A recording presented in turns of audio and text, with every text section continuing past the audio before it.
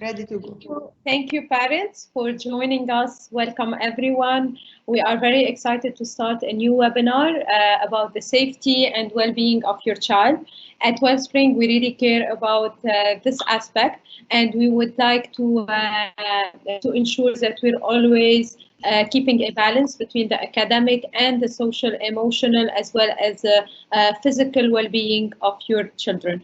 It is a very special situation nowadays, and we have a lot of safety and well-being issues to be discussing. With me tonight in the webinar, first, I'm sorry I did not present myself. If you don't know me yet, my name is Maha Franji. I'm the PYP principal. I have with me Ms. Ala Aitani, the PYP coordinator, and Ms. Linda Raghaus, the early years head. Both of them will be answering your questions that you can post in the Q&A section. I also have Ms. Rawan Adawi, who's our tech support, and I'm sure all of you know her by now. Then we have our counselors, Ms. Nanar and Ms. Lori, who will be discussing the social, emotional, personal, social, emotional part of the well-being. And then at the end, we will be discussing the safety and more about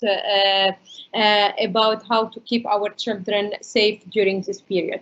First, I'm going to, as I mentioned before, you can post all your questions in the question box, the Q&A box, and we will answer them as soon as possible. I will pass it right now to Ms. Nanar, who will be starting her first section. Go ahead, Ms. Nanar. Good afternoon, everyone. We're so excited to be back and to have you back. Welcome to any new parents and any new members to our community. We are so happy to have you with us. Today, we're going to discuss a little bit about personal, social, and emotional well-being at Wellspring, and we're going to share with you some tips. Myself and Miss Lori, she's the other school counselor.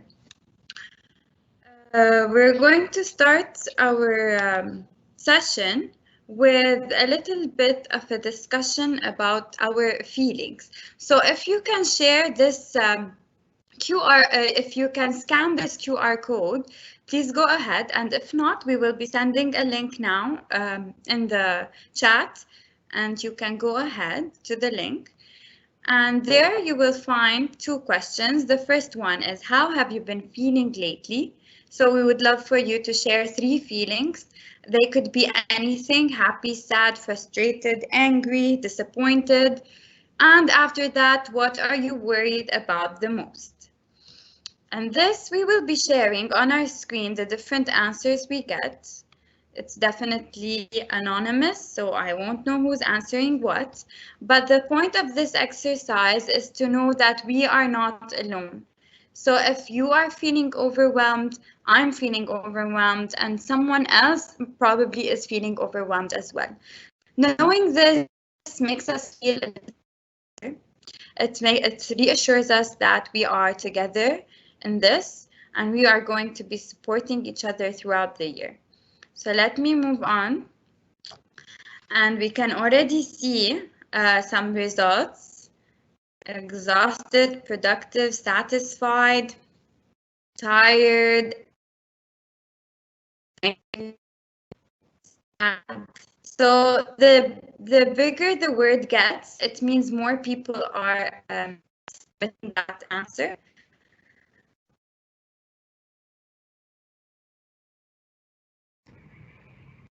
Ms. Nanar, will we be able to see them on the screen? Will we, because we're still seeing your presentation. Ms. Nanar, you need to share your screen in a different way. Yeah, there If we you can. go. Thank you. Thank you. All right. Okay, let's see different feelings on the screen. That's exhausted. Who can relate?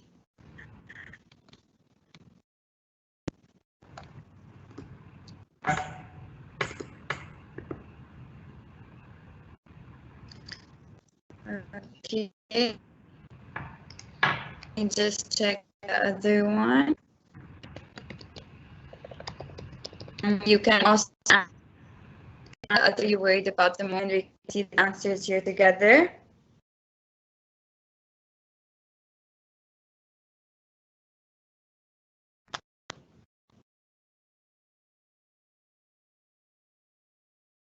Here over there.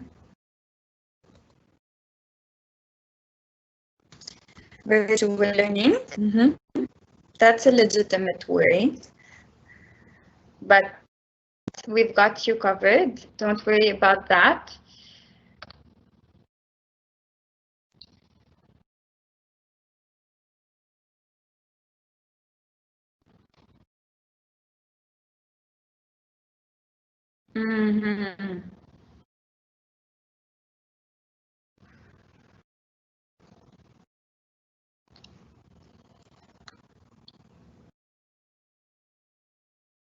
Thank you for all those who are participating in this activity and sharing your feelings. And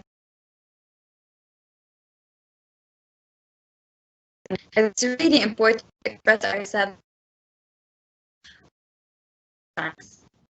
We will come back to these a bit later.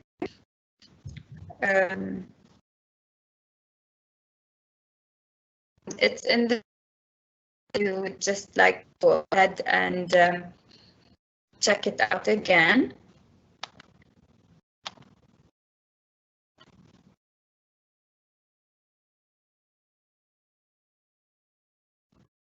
So like I said, we want to share this because we want you guys to know that you're not alone, that a lot of people are feeling the same way. A lot of people are feeling tired and exhausted. And that's why we want you to know that you're not alone and we're here for you. So today we're going to cover personal, social, and emotional well-being, or PSE, in the PYP setting. Okay, Ms. Nanar, we cannot see your screen. Oh, now it's working. Now it's working. Thank you.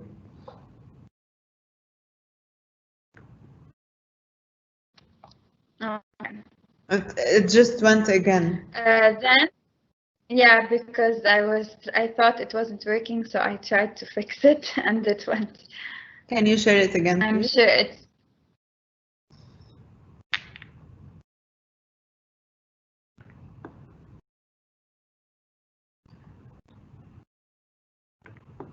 It seems that your connection is a bit cutting, but it's fine. It's Lebanon. Things like that happen, right?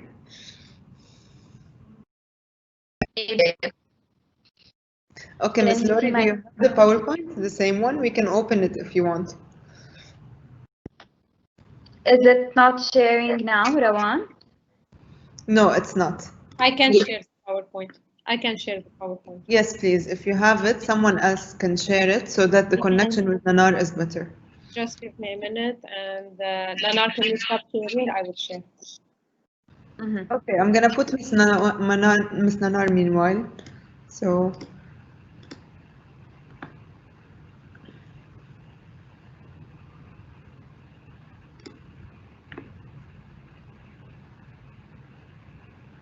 Still reading some of your concerns. So kids are not agreeing to sit in front of the screen. The lack of social interaction and physical activity, that's a very legitimate worry as well. And moms are playing so many exactly.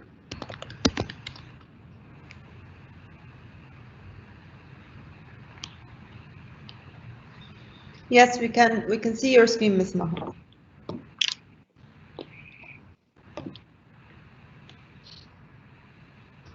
Okay. So I was just telling you what we will be covering, and that is the PSE, personal, social, and emotional well-being within the PYP setting.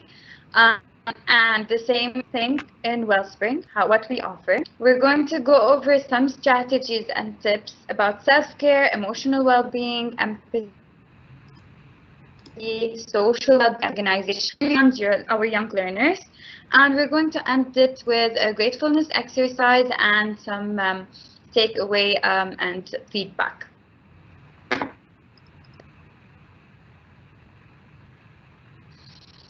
So our mission, the Wellspring mission, states that Wellspring Learning Community aims to establish an inquiry-based learning environment in which students from diverse backgrounds are given every opportunity to realize their social, emotional, and academic capacities and talents.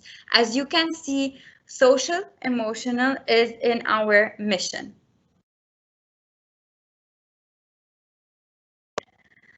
The PYP model. In the PYP model, we have the personal, social, and physical part, and it is included in our curriculum. Well-being is intrinsically linked to all aspects of the student's experience at school and beyond. So we believe in the development of concepts, knowledge, disposition, and skills contribute to well-being. Okay, and it encompasses physical, emotional, cognitive, spiritual, and social health and development in the primary years program. It also contributes to the understanding of self and the developing and maintaining of relationships with others, and to participate in an active, healthy lifestyle. All of these are the base blocks of the PSPE in the primary years program.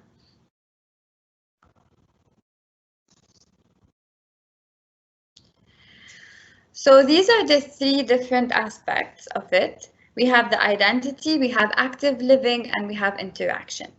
Identity is understanding ourselves, our own attitudes, our experiences, and the impact of cultural influences, the concept of self and self-worth.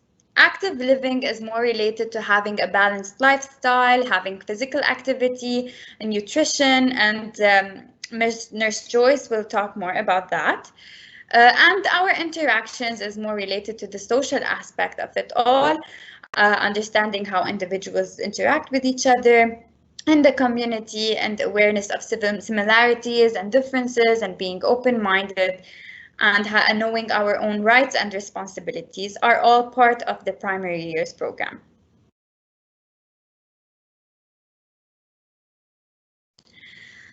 What is actually personal, social, emotional? It can also be called mental health, as we more commonly know it. And we believe that every child has the right to feel comfortable, safe, and confident in their learning. And this is especially important to address when we are virtual, because of the lack of the social context and the limited access to their peers and to their classmates.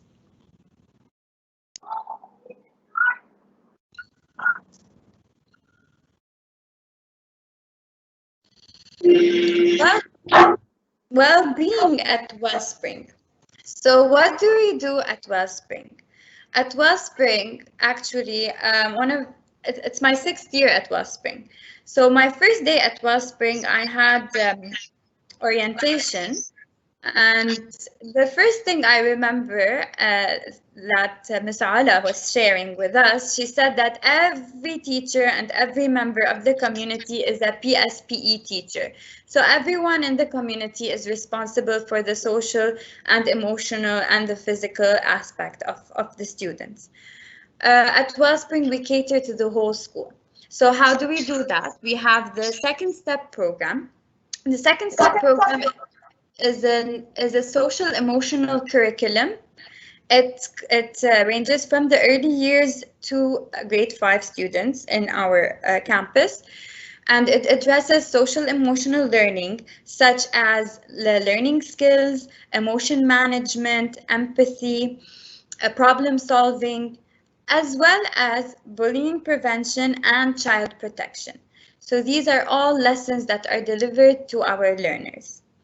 In addition, we provide lessons regarding relevant topics according to what's going on, the situation in our community or outside our community. We always stay up to date with the relevant topics.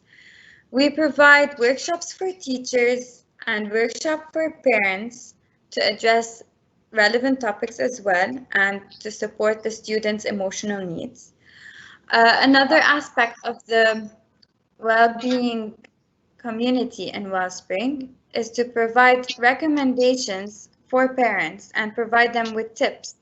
That is upon request, and it could be like general tips sent out to parents in the newsletter or by email and so on.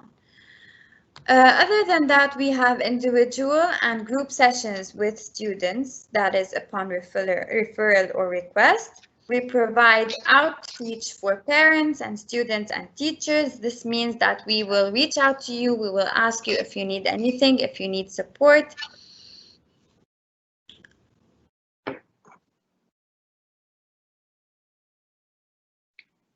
Yes, if we can just move the slide.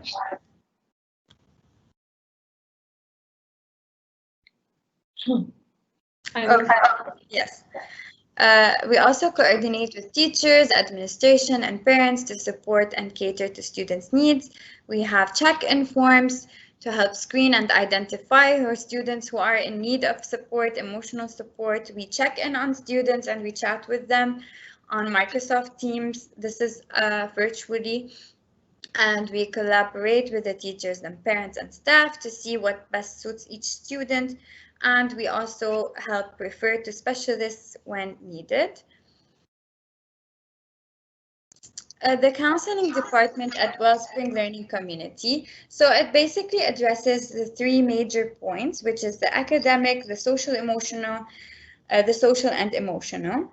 Academic, we assist students that are facing obstacles to learning, such as organizational skills, study skills, test anxiety, and different strategies for behavior management.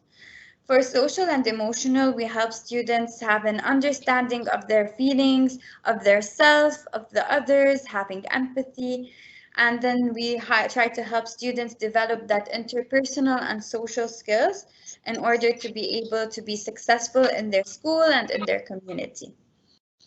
Confidentiality. So we are very high on confidentiality. We believe that it is important for anyone to feel safe and comfortable in order to express themselves.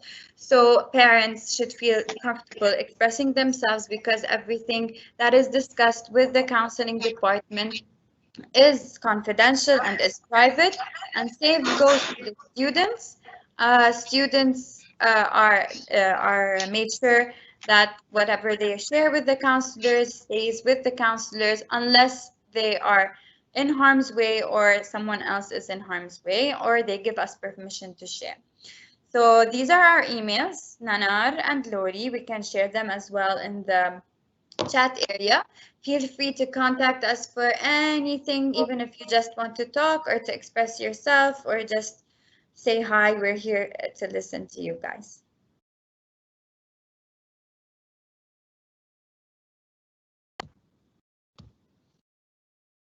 So we're going to move on to the tips and strategies section. We're going to start with self-care. We've added this picture just for you guys to know. I'm sure you wouldn't let this happen to your phone. So don't let it happen to yourself either. Self-care is a priority and not a luxury. I'm going to let Miss Lori walk you through this. Okay, thank you, Ms. Nanar. Hello, everyone. So some self-care ideas we included. We're big believers on self-care and the fact that you can't pour from an empty cup. So you need to be taking care of yourself first before you can take care of someone else. We like to do 5 minutes of self-care a day, which just involves like taking deep breaths, drinking a glass of water, doing some stretching, say affirmations out loud. Affirmations, for those of you who don't know, are positive sentences that you say to yourself out loud every day. You can write down 5 things you are grateful for, spend 5 minutes organizing. So just really taking care of yourself for those 5 minutes a day, just to make sure that you're good to go so that you can take care of someone else. Other ideas we can do might be practicing mindfulness, some very deep belly breaths, practicing gratefulness, which we will be doing all together at the end of this webinar. We can also allow ourselves to take breaks from time to time, at least even if it's just a 5-minute break. We can bring our emotions into awareness, be kind to ourselves as you would with your children or us with a student. Ask for help and connect with other teachers or with other parents. You can feel free. You know that we're all here for you anytime to support in whatever way we can. Move your body, stretching, dancing, exercise. Those are very important things because, as you know, when you move, when you stretch, when you do exercise, you feel better, you feel happier. Of course, spending time with people you love and disconnecting a little bit from everything that's going on around us, even disconnected from everything that's going on online, and engaging in activities that generally make you happy.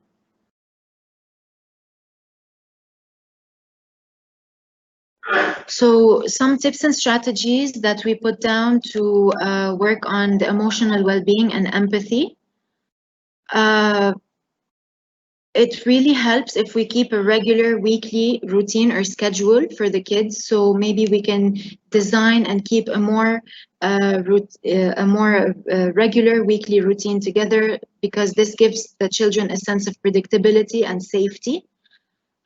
We can also implement a daily check-in system. So we can set up a check-in system to see how they are doing and allow them to express their feelings about things in an open way and in an environment where they feel like they are not judged and it's confidential and it's safe for them to express whatever it is that they are feeling. We need to also pay attention to the children's mood, because paying attention to your child's mood, if you notice your child is frustrated, for example, with some work, with the task he needs to do, we can give them a break. We can distract them with other things that are not really related so that they have time to really just disconnect and then come back and do the task, and they would be feeling more comfortable. And the last thing is, which we find very important, is to limit exposure to news, because as you know, it can be a constant flow of negativity, and this is something that really affects not only the children but us as adults. So it would really help if we will limit this exposure to the news as much as we can.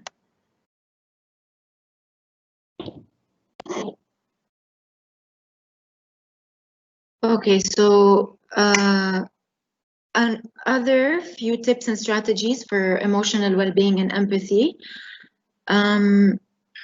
So understand their own perspective. And as we all know, you know, none of us think alike. We have different perspectives, we see things differently, and children will be more open to hearing about what they need to do if they feel that their own perspectives are understood.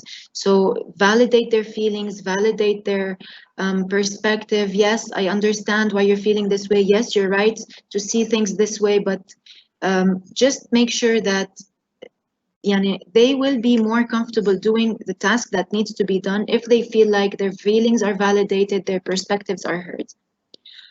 We can also always use empathetic statements. So we can begin requests with an empathetic statement. For example, I know it seems like getting dressed is silly because we're in the house and we're not going out of the house, we're not going to school, but getting dressed is part of the routine we have all decided upon. So just always being empathetic and showing this empathy towards them. Fun activities together, which helps a lot if you agree with your child on a fun activity that you'll do with them, maybe after schoolwork is done, after school hours are finished. Taking breaks and breaking down tasks is something that is very important. Taking breaks for all of us, not just for the children, for you parents and us adults as well.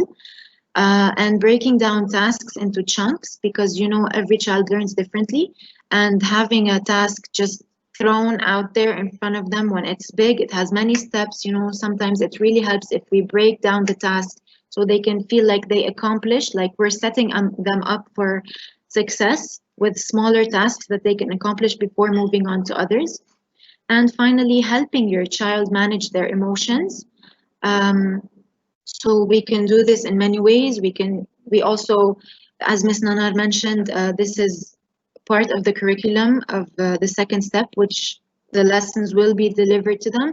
But some techniques you can use at home also are breathing, counting to 10, positive thinking, talking about their emotions, talking about what they're feeling, So this is very important as well for them to understand what they're feeling so that they can work through it and surpass it. So here are some empathetic statements to use when you feel like your children are frustrated. So instead of, for example, saying you'll get over it, you can say, I understand why you feel that way. It makes sense to feel that way in this situation. And this is how you validate their emotion. But after that, you can follow it up with your request. So when the child is feeling heard, they will be more susceptible to do what is asked of them. And these are some calm down strategies that they can use. So I can take 5 deep breaths. This is a visual that they can look at, and it will help them be more in control of the way they are calming down. Children and all of us, especially during these unstable times, we look for control. So that is a tool that we can use.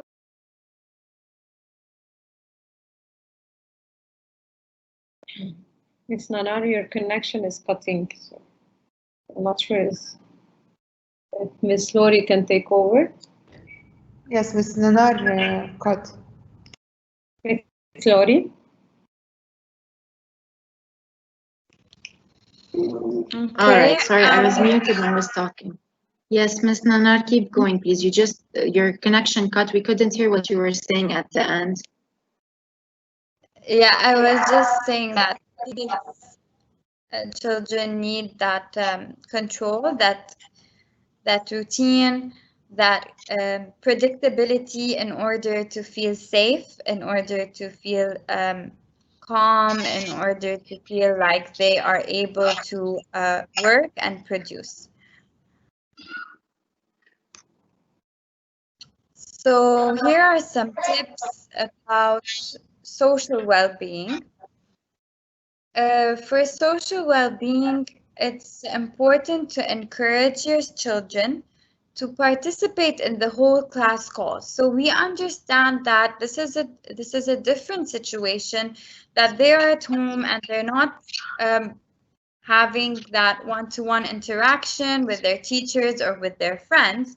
However, we have an alternative, which is the virtual classes, virtual live sessions.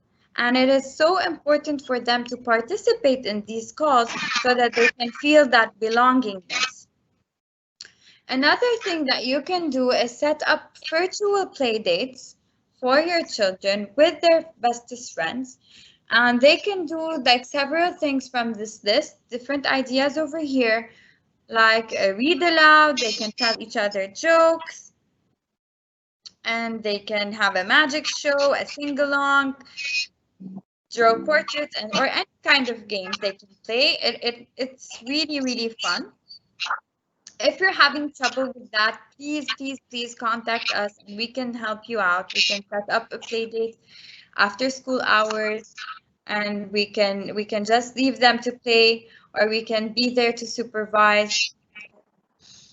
Other things that you can do to support them socially is just help them write letters or make posters for their friends or for other family members, maybe people who are living abroad or people who are sick, let's say, or traveling. So it's a good way to express themselves, making letters and posters. Something that is so easy to do is, and we usually like neglect it, and we just maybe don't know that we can do something like that, is when we are reading books with our children, we can have discussions about the different characters in that book. And this really helps with their social skills, with their interpersonal skills. So when you are reading, for example, about a boy who is sad, you can ask questions. Why do you think this boy is sad? And this way you are fostering empathy, you are fostering that caring, that character about being caring. You can have many discussions about books and characters in books. Also, family game nights are very fun, and just try as much as you can connect with your children. It doesn't have to be forced. It just has to be fun, it has to be light, it has to work for everyone in the family. Miss Nanar, I'm sorry to interrupt you, but also remember in the slide before, if we can just go back to it just for a second, we used to always, when we were reading books with the children, you reminded me of this. It's an activity that we used to do in class all the time. It's not just about empathy. We can also work on many things like problem solving if they're reading about two boys that are fighting or they're having a quarrel or an argument. We can also use that as a chance to ask the children, why do you think this person behaved this way? What do you think is a possible solution for their problem? How can we resolve their argument?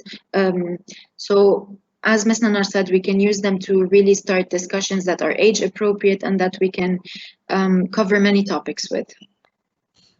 Yeah, the reason why we're saying this is because we know that a lot of parents are really worried about the social aspect of them being in lockdown. And we understand, and it's true because we are also, as adults, we are suffering from this. But we can still try these things. We still have some things at our disposal that we can do and we can try that are very helpful on the long run. Ms. Dory, if would you like to continue? Sorry, I was muted. All right, so these are some tips and strategies for organization. As you know, organization is very important for the children and also for us. So, for example, having a schedule in time for health and wellness. So, for example, adding snack and lunchtime, not just for the children, but for yourself as well.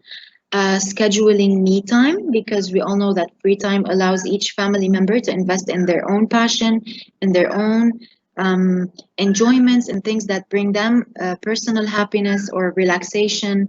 And scheduling brain breaks for mindful activities and using a timer to keep on track. Another thing that we find really helpful is when we're using a timer, sometimes children or even us, we perceive a task as very difficult or time consuming when in reality it just maybe takes us 5 minutes. But maybe because we're not feeling like doing it or we feel like frustrated, I've done a lot of work already, I really don't want to do it. So sometimes also setting that timer just shows them that it's just going to take 3, 4, 5 minutes only. And they realize, oh, okay, so maybe I thought it's going to be bigger and I amplified it in my head and I made it seem harder, but really it's just something that I could have ticked off my list in a few minutes. Second, also being really realistic, especially with everything that's going on around us.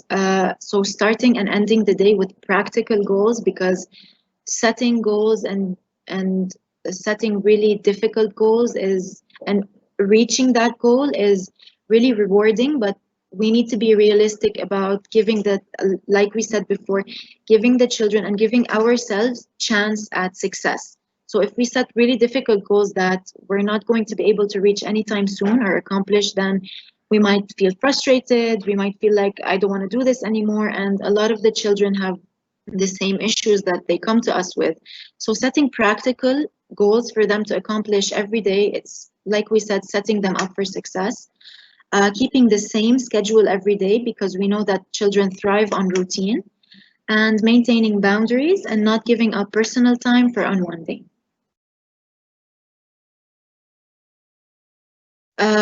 We can also manage our time with calendars, so using online calendars to help the entire family connect. Us, even as teachers or admin in the school, you know, we have emails popping up all the time. We have different meetings, different tasks to do, classes with the children. So it really helps to just have a calendar clear with everything that needs to be done, so that everyone can connect together. Everyone can see what the other member of the family has at this time. It really brings people together. Also, maybe using a whiteboard. Adding a small whiteboard to the space where we're working, and adding space for a monthly, weekly, or daily schedule. Even an old-fashioned calendar can track upcoming assignments, projects, and events that we might have. Using alarms, so calendars provide notifications alerting you of upcoming events so that you can remember. You can say, okay, I'm not going to keep it and at the forefront of my mind for now. I can let it go because I know that 1 or 2 days prior or even 15 minutes prior, the calendar is going to set up a notification that will allow me to remember that, oh, I have this in 30 minutes. Using specific sounds for certain events, making sure that alarms are not on mute or loud enough, and using a way to move from one activity to the next.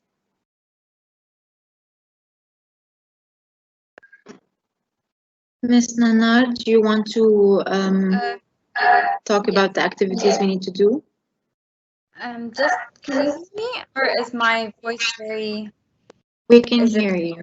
Yeah, we can hear you, but your voice is a little bit.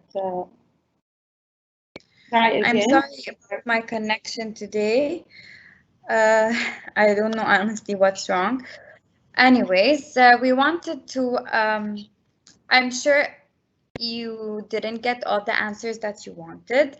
We wanted to just briefly introduce you to the well-being initiatives at Wellspring and the counseling department. We're definitely here to help you out and to listen to you with whatever you need. So please feel free to send us an email and we'll set up a meeting, or we will send you some tips and discuss whatever is going on. Even if you didn't get your answers here, that's all right. We're here to help you out. I'm going to send you now a link. And this link, I want you to go ahead and type. Okay, when you go there to the website, you have to type 3 things that you are grateful for today. The reason why we're doing this is that practicing gratefulness is one of our coping strategies. It's a very positive coping strategy. It's really helpful and it really makes us feel calmer, and it really it helps acknowledging and bringing positive things to your awareness. I'm going to send the link over here, and I'm going to go ahead and do the activity as well, because today is one of those days where I really feel that I need to be aware of what I'm grateful for. And it's completely confidential, so go ahead. We're going to give you just a few minutes to go ahead and do that.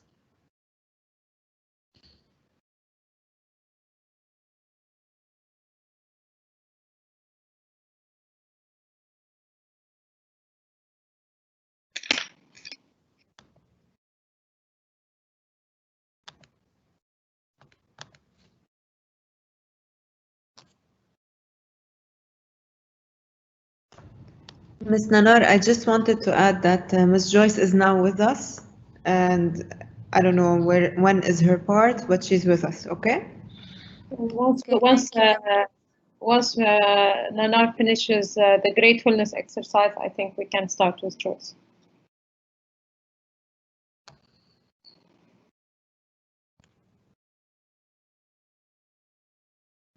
Okay, so this is something actually you can also do with your family, with your young ones. It's really helpful. Let us just move on to the next slide. Let me see what we have here. Okay, so we wanted to leave you on this note. This is an exit slip. We want you guys to reflect if there are any aspects in your life, in your family life, that are not balanced, and what are the steps that you can take to promote well-being in your family and in your community. So we really want you guys to reflect on this, and maybe when you do, you can figure out exactly where you need support, and we'll be there to help you out with that. We're also going to send in a feedback form now at the end. So we would love for you to give your feedback so that we can better support you, or we can prepare future webinars that can better suit your needs. Okay, thank you so much.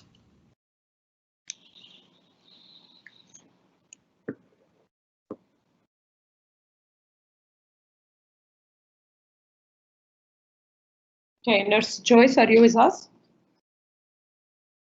Hello, can you hear me? Yes, we can hear you. Yeah, I'm with you. I'm ready. So please go. Shall we start? Yes, Yes. please go. Hello, good afternoon, everyone. Welcome to our safety and well-being. My name is Nurse Joyce. Usually at the beginning of each school year, I send an email to the parents reminding them of some important information. This year, we are going to talk about it. We have heard from some parents that their children are really feeling uncomfortable while screen time. So we decided as a school, let's do something about it because when the kids are comfortable enough, then better learning will happen. So we agreed together that we're gonna start introducing some short intervals of stretching exercises during the screen levels. The first discomfort that comes to mind is eye strain. Usually when the children are looking into the computer and they don't blink, so they will have some eye problems. That's why it's very important, especially now with the lockdown and all the children are using the screen, using their tablets or their phones as a getaway. The best thing is to start by sending them to an eye doctor. Let them have an eye exam, and then the doctor will decide whether they're having any vision problems or not. This part you can do. For us, like I will speak to the teachers. If the teacher will inform me that this day we're doing a lot of reading, so I will just pop in after the session, and then we'll tell the children, okay, let's take a time off now. Let's do some eye exercises. Usually we ask them to look far away and then start blinking. This is like for 20 seconds. They will blink their eyes, they will exercise their eyes, and then they will get back to whatever they are doing. Usually these intervals, the recommendation is let's ask the children to take a break every 30 minutes or 20 minutes, but let's be realistic. During a session, we cannot stop the session in the middle. So whenever we have time, we will ask them to do that. Another example is, for instance, the teacher will inform us that there will be a lot of typing today. So the kids are using their fingers, and we will give them a break to stretch their fingers. Okay, take a break, let's start stretching our fingers. These stretching exercises, for them to be done properly, our coaches, Jimmy and Coach Muhammad, they're going to help us with that. So they are going to teach the children how to do these stretching exercises, and once the coaches give us the go ahead, like, okay, our children know now how to use these exercises, then we start incorporating them into the sessions. Early years, we're not going to worry about them because, as Ms. Lynn already spoke, that they have interactive sessions. Another thing is to make the kids comfortable is the way they're sitting, their posture. And it's very important that, as Ms. Dunya, she was talking about learning space, that their learning space is comfortable enough. For instance, and this is something that you have to do at home. When you place your computer, it's a good idea not to place it facing the window because the glare from the light it will cause some vision problems. So let the window be behind their computer. The computer should be at eye level, as you can see from this screen. So usually the recommendation is the vision should be towards the upper third part of the computer. As you look, their back should be straight, their shoulders, they should be relaxed, their wrists, they should be a little bit up or resting on the table. It's very important that their feet are on the ground. They're resting on the ground, and keep them hydrated. I like this. They need to drink water as much as possible. Most of the kids, they usually use a laptop, so probably using a laptop stand, investing in an external keyboard and mouse also will help them. As you can look at the backrest of the chair, it's covering the middle lower back, so the back needs to be really supported, and the depth of the seat should be deep enough to support their thighs. So these recommendations, it's very good to follow so that they are really comfortable when they are working. So the best thing is to start by a vision test. Make sure that their vision is okay. and then we will incorporate the exercises, and then you take care of their learning area. Another thing that I would like to mention and to remind parents is vaccination. We need to make sure that the vaccinations are up to date. Check with your doctor if the flu vaccine is available, if they can benefit from it. So please go ahead and make sure that they have enough, they have all their vaccinations. Normally, every year I would mention about lice. I thought this year I don't want to mention about lice because with social distancing and with lockdown, probably it's not going to be an issue. But last week I heard from a friend, and she is not a Wellspring parent, that she sent her daughters to stay with family members, and then they came back with lice. So please check the hair of your children and make sure that they're lice-free. The third thing I want to mention is about COVID-19. I know that all of us have been bombarded with information about COVID-19. We know about wearing a mask, maintaining the physical distance, proper hand washing, good respiratory hygiene. What I want to talk about is that as a school, if and when we go back to blended model or go back to school, we do have a plan ready so that we can have a safe reopening of our school. And this we will discuss with you once the decision is made. We will have another webinar, and then we would be able to answer all your questions regarding the COVID-19. But until then, we have to prepare our children to go back to school. And by preparing them, I mean, we need to make sure that they're washing their hands properly. We need to make sure that they know how to wear the mask. We need to make sure that they know how to cover their cough and their sneeze. And we are going to work on it as a school. Our teachers already made some videotapes about these issues, and I will be talking to the students, but we cannot see them if they're doing it properly. I cannot see if the child is wearing the mask properly when he's out with you. I cannot see him if he's washing his hands properly. So these things you have to monitor at home, and you have to make sure that they are ready for when they come to school. They should be ready. You shouldn't be teaching them things when they come back. They already should know them. One thing is people are using a lot of hand sanitizer, which is alcohol-based. I just want to make sure that you be careful around these small bottles. These have alcohol and they are flammable. So if our children are using them, or if we are using them, please make sure that there is no open flame next to it, because it is flammable. Another thing about COVID, which I have noticed, so many people that they're wearing their mask and they're not wearing it properly. And I'm sure that they do not know if you do not wear your mask properly, if you do not handle it properly, then it is posing a high risk that you get the infection. So I just want to demonstrate quickly about wearing the masks, the proper way of wearing a mask. First of all, our hands should be clean. So before wearing the mask, clean your hand very well. This type of mask, which is green and white, the green is always to the outside, away from our nose. The part with the metal should be on our nose. So how we do it is we hold it from the straps and we put it on our nose, around and then we pinch it. We do not touch this part. So we have our mask on, and it's fine, it's okay. We do whatever we want to do, and then maybe I go in the supermarket, I'm wearing my mask for half an hour, 1 hour. It's still clean. I want to reuse it. Before I remove my mask, I wash my hands again, make sure that to rub them very well, and then I remove my mask. And I do not want to throw it because I know I can use it again. Although this is disposable, but I've used it only for half an hour or 1 hour. It's wet, it's not wet, it's not torn. So what I do is I hold it from the corner, hold from the other corner, and the dirty part, I fold it to the inside. So the dirty part is the inside, and then I get a Ziploc bag and I put it like this. So the dirty part is to the inside and the clean part is to the outside. If I want to use it again, I have to make sure that my hands are clean my hands very well.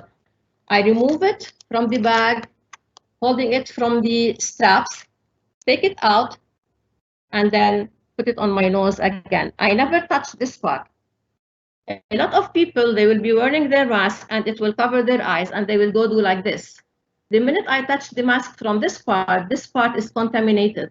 Then I have to wash my hands. It's better not to touch it from this part. If I want to pull it down, I can simply open my mouth from inside and then it will go down. So I'm going to put it again up, and without touching it, I can put it down without touching it, just by opening my mouth. A lot of people will wear their mask on the chin. We're not supposed to do that. They wear it on their forehead, above their head. They're not supposed that. This part, the white part, is the part close to our nose. This should be clean at all times. When we put it on our neck, we don't know if our neck has any viruses on it. We don't know our forehead. We don't know our head.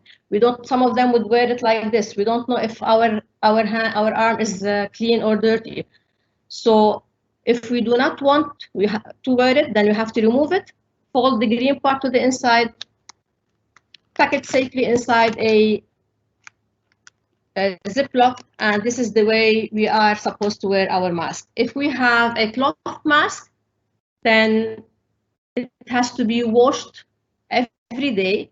If it has the same color from both sides, we can simply with a marker mark the side that's going to be to the outside, and we always wear it to the outside.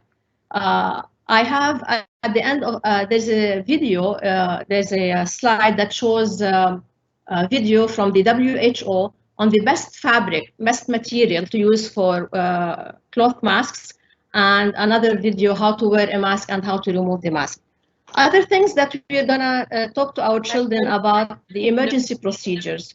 We know that the emergency procedures are really important, and if the children are not at school, then we won't be able to practice it. So the best thing is we're gonna remind them of the basic things that we need to do whenever we're having an emergency procedure. Usually we do an evacuation drill, we have a lockdown drill, and we have a earthquake drill. And we may include also what to do if you're caught in an explosion. Our teachers also made some videos. We have a video from Miss Hanadi to show you. We have, at the end also, we have a video about some exercises that we can do for our children, stretching exercises. There's also a video about how to sit to a computer, and then if your posture is not correct, the video will show you how to correct it. It's very nice to watch. So our teachers are going to be really helping us regarding health and safety, and we depend on you too to have our children ready to come back to school, and teaching them very good habits. These habits will really, it's like a gift from you. It's a gift that will last, that it will last them for a lifetime, and they may pass it again to their children also. So teaching them how to wash hands, cover their cough and sneeze, how to wear their mask. This is something that's really important for them. I'm gonna say thank you for watching this video. Thank you for Maha and Rawan for helping. And I will leave you with Ms. Hanadi talking about what to do during a blast. Thank you so much for joining us. My name is Ms. Hanadi. Today, we are going to talk about what to do after a blast. These things can be very dangerous, and we need to stay safe. To help me today, I have my friend Rocky. Rocky? Yes? Say hello to our friends. Hi, friends. Nice to see you.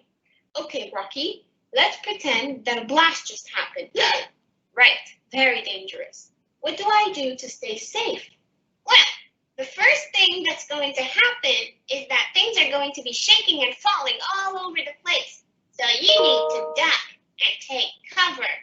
Duck and take cover. What does that mean? Well, it means that you need to find something to hide under, like a chair or a table or your bed. Okay, what next? Then you use your arms to cover your head. Okay, can you show us how? Well, I'd love to, but I don't have any arms. Okay. But since you do have arms, can you show us? Sure, let me show you. So we get low as possible, hide under something very strong, and use our arms to cover our head, like this. How is that, Rocky? Great. What's the next thing that we should do? The next thing you need to do is get out of the room as soon as everything stops falling around you. Okay, so how do I get out of my room? Well, first, look around. And if you see a door or a window that gets you outside, use it. Okay, I see a door over there. What do? You go over to the door, yes, and touch it. Touch the door? Yes, touch it. Why? Well, if the door feels hot, that means that there's a fire in the other room, and that's dangerous. So you do not open that door. What do I do instead? Instead, you look for another way out. Okay, I see another door over there. What do I do? Well, if you touch it and it's not hot, then you need to hide behind it. Go ahead. Okay, so I hide behind this door, and then you open it very slowly. Okay, very slowly. That's right.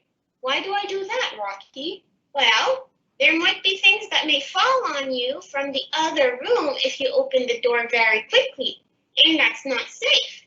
We need to be safe. Remember? Right. So there's nothing dangerous in the other room. What do I do now? You need to get out of your house. Okay, Rocky, I'm outside my house now. What do I do? Well, you need to get out of the building as soon as possible. Okay, can I use my elevator? No, do not use elevators. They can be very dangerous and you might not have electricity. Okay, so what do I do? Use the stairs. Okay, so I'm going down the stairs, right? Be careful, okay? And I reach the street. What do I do now? Well, you need to get away from all buildings. Get away from buildings? Why is that? Because the shaking from the blast made these buildings very dangerous and they could fall at any moment. And we're trying to be safe. Remember? Okay, Rocky. So I go to a place that does not have a lot of buildings around, right? Right. Well done. You are being very safe. You too can be very safe if you follow these tips, because we need to be safe. Remember? Thank you so much, parents, for attending our session. We hope it was informative and it gave you some information about well-being. We know it's a start, as Nanar and Dori said, it's just a start, and I'm sure we will have more sessions. Well-being is our top priority this year, well-being and safety. So the social, emotional, and the physical well-being of our students are our top priority. Not even our students, but not just our students, but our families, our communities, our teachers, everyone. If you would like to access any of the resources that Nurse George shared, they are on our PYP community website that we shared before with you, and maybe one of my colleagues can post the link again in the Q&A box. You can also scan them from here. I will leave the screen on. There is there's one about computer ergonomic and how to really have a correct posture when sitting on the computer, the stretching breaks, and when to wear a mask, when and how to wear masks. So the resources are not made from us, but we collected them for you. We also are preparing a video from our coaches that we will upload on the website as well, for you to help your child in keeping good posture, but also to ensure that we're not having any damages to their to their body because of sitting longer than we would have wished for them to sit on computers. So enjoyed a great evening. We're really happy that you're coming and attending our webinars, and stay tuned for our next one that will be on Thursday, and it will be about Teams, how to access Teams, but also how to use the assignment feature on Teams, including submitting assignments. So spread the word. It's a very important webinar. It will help you and make your life easy, I believe, for the rest of the school year. Good evening, and enjoy the rest of your evening. Bye. Thank you. Thank you.